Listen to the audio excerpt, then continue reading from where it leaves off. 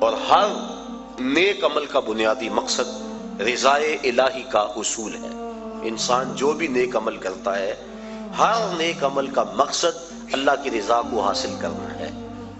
قرآن مجید میں ارشاد فرمایا گیا کہ تمہاری قربانی کا گوشت اور خون اللہ کو نہیں پہنچتا، بلکہ تمہارے دل کا وہ تقوی اللہ کو پہنچتا ہے جس کے لیے تم نے قربانی کی ہے۔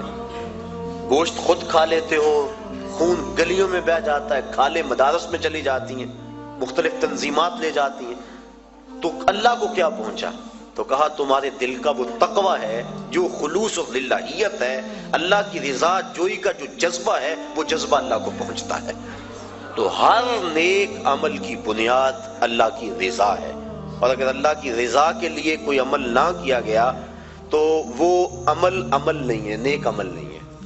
اور صرف ریاکاری کو شرک اصغر کہا گیا ہے، ورنہ انسان جو نیکیاں کرتا ہے، اچھے کام کرتا ہے، کسی کو شرک نہیں کہا گیا، ریاکاری کو شرک اصغر کہا گیا ہے۔ جب اللہ کے علاوہ بندہ کسی اور کے لیے نیک عمل کرتا ہے تو وہ نیک عمل نہیں ہوتے، اس کو شرک اصغر کہا گیا۔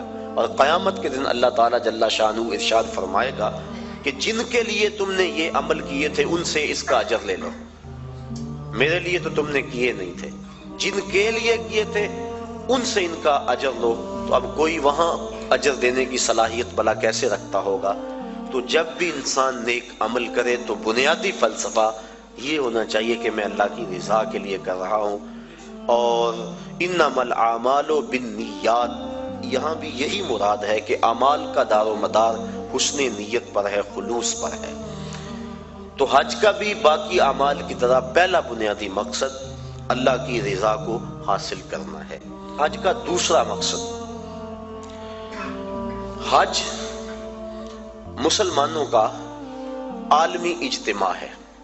اسلام نے ایک نظام دیا، محلے کی سطح پہ مسلمانوں کا اجتماع نماز با جماعت ہے، علاقے کی سطح پہ مسلمانوں کا اجتماع جمعۃ المبارک ہے، شہر کی سطح پر مسلمانوں کا اجتماع عیدین ہے، اور عالمی اجتماع حج ہے۔ یہ ترتیب ہے اسلامی نظم کی اور اسلامی اجتماعیت کی۔ حج مسلمانوں کا عالمی اجتماع ہے، اور عرفات کی حاضری حج کے بنیادی اراکین میں سے ایک رکن ہے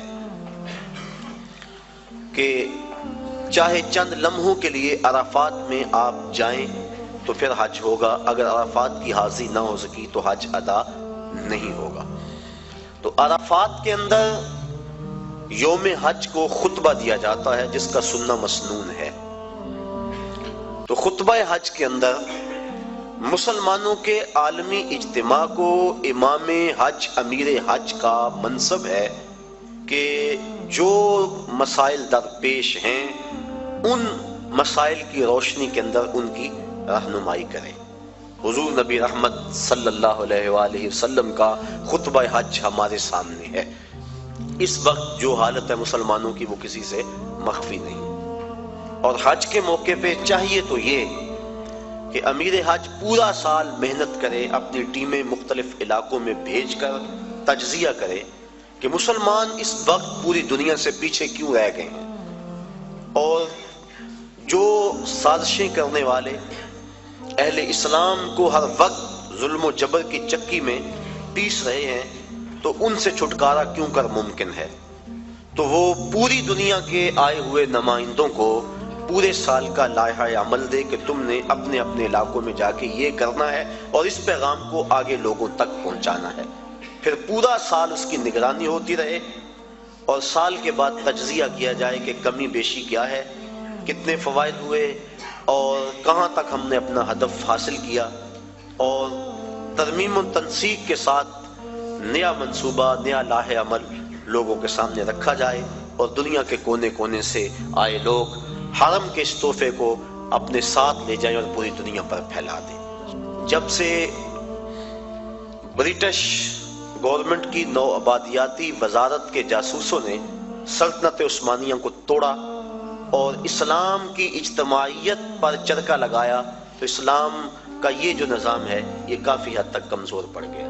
علامہ اقبال پھوٹ پھوٹ کے روئے تھے دیکھ مسجد میں شکست رشتہ تسبیح شیخ، اور بت کدے میں برہمن کی پختہ زناری بھی دیکھ، چاک کر دی ترک نادان خلافت کی قبا، سادگی مسلم کی دیکھ اوروں کی عیاری بھی دیکھ۔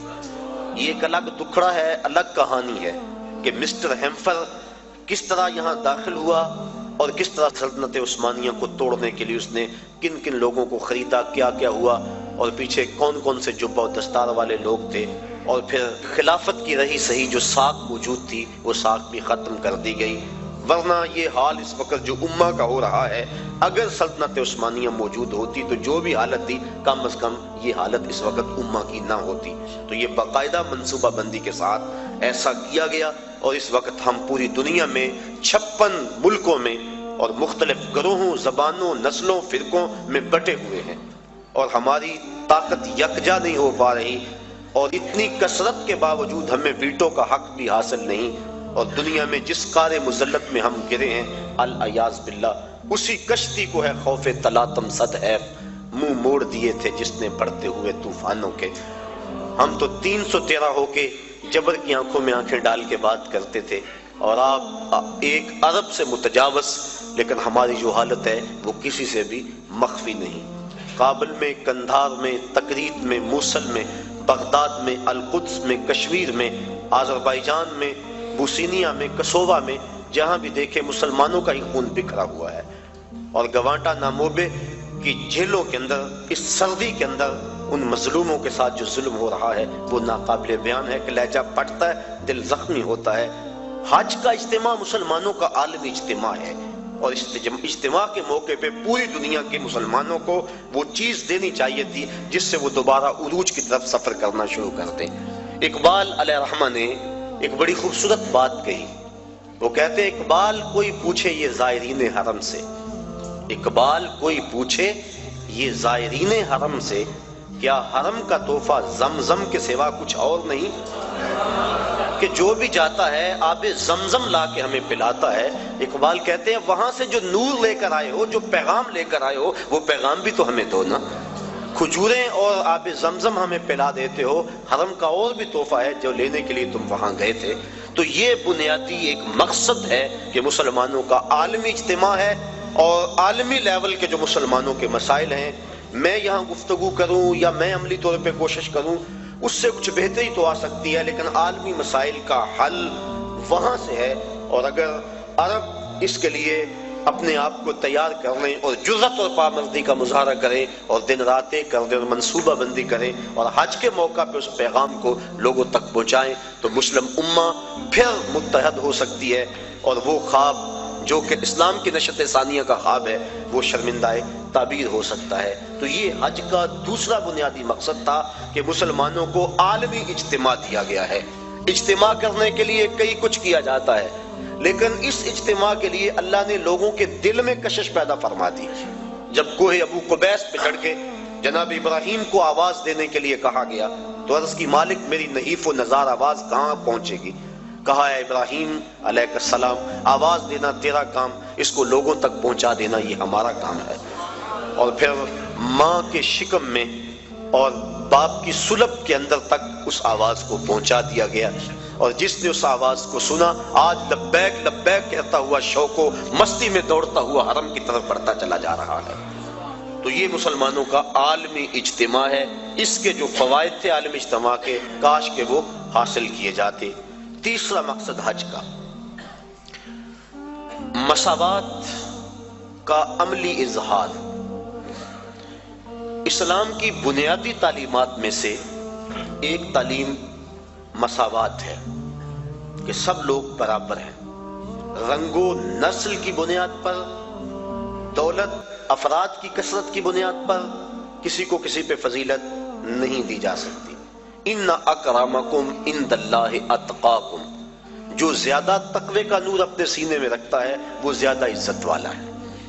یہ اسلام کا وہ بنیادی درس اور سبق ہے کہ جس سے شکستہ دل لوگ، درماندہ لوگ، غریب طبقہ، غلام لوگ اسلام کی طرف ان کا میلان ہوا اور کھنچے چلے آئے۔